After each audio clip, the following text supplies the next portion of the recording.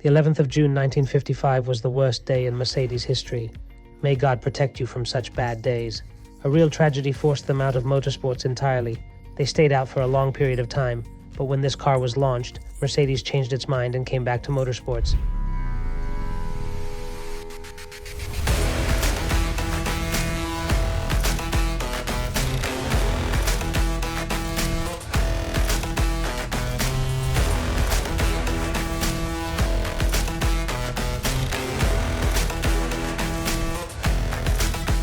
This car back then, the Mercedes 190e 2.5, had a rear limited slip differential lock.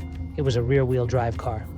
The gearbox of the car we have today is a manual 5-speed. This gearbox is made by Getrag, the same gearbox used on the BMW M3 E30. Mercedes took a shortcut. They said Getrag is a good company, so why don't we cooperate with them and take their gearboxes? How do the 190e 2.3 and 2.5 differ compared to the regular 190e? Many of you will say this is not a special car. Well, aerodynamics are better in this car, and the shock absorbers are totally different, harder and lower than the regular ones. And we mentioned before the limited slip differential lock. The gearbox is different, the chassis support is different, and the car has different front and rear anti-roll bars. They are bigger and stiffer to enhance the balance of the car. The engine is a 2.5-liter inline-4, and the logo we see in the back, 16V, refers to 16 valves. The fuel tank in this car compared to the regular 190e. In the regular version, its capacity is 55 liters, while in this car, it's 70 liters. It's larger. If someone wants to enjoy some driving action and step on it, they will not worry about petrol. The technologies used in this car were very advanced for that era. Nowadays, 200 horsepower and 7 seconds time from 0 to 100 kilometers per hour are considered normal. But back then, these were very impressive numbers. We can see Recaro seats. The seat positioning is great. You can see the front of the car. The car is very close to the ground. This car was not modified except for a different AMG steering wheel, different BBS 16-inch wheels, and a lowering kit, a little lower than the original stock car.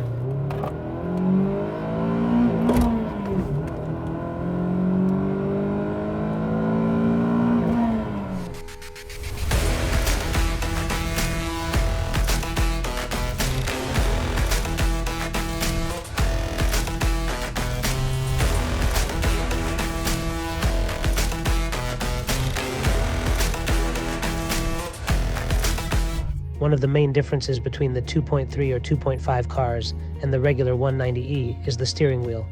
It's smaller with a quicker steering ratio compared to the regular cars.